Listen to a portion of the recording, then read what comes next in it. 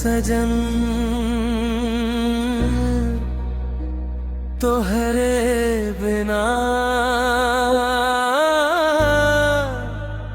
दिल न लागे।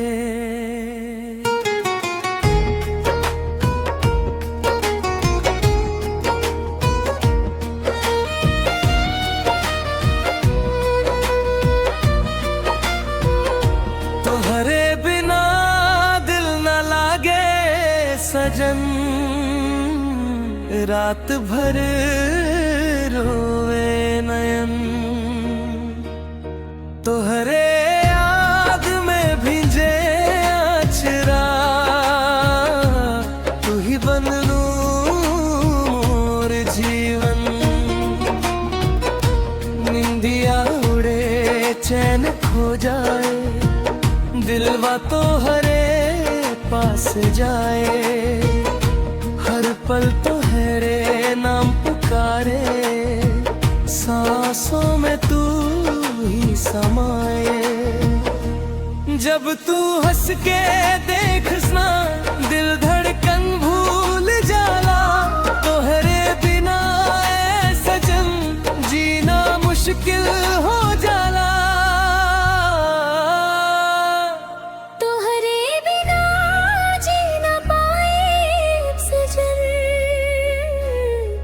संग सपना सजन, तू ही मोर प्यार बा। तोहरे पे जान लुपाए सजन। तोहार अखियाँ जादू करे, दिलवा के बेकाबू करे। तू जब छू ले हाथ हमारा, सारा दर्द दूर करे। तोहरे साथे हर खुशी बा, तोहरे बिना सब सुना। तू बन जा मोर जिंदगी, तोहरे में बस बादूना। दिल के हर धड़कन में नाम तोहार बसल बा।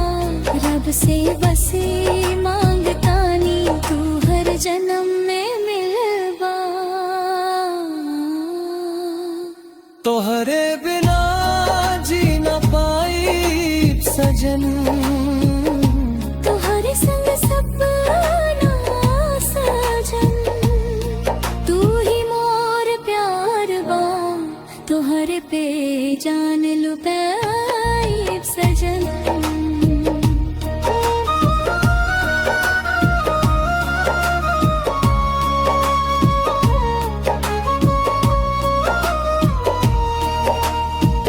रोआ बिना सब सूना लागे, हर खुशी अधूरी लागे।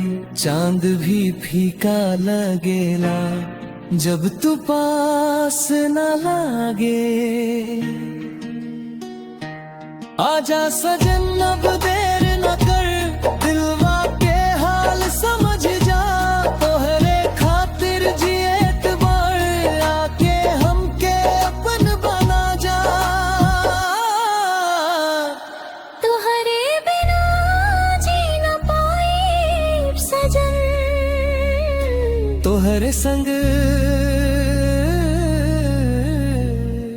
सपना सजाई सजन। तू ही मोर प्यार बा, तोहरे पे जान लुटाए सजन। हरे हो सजन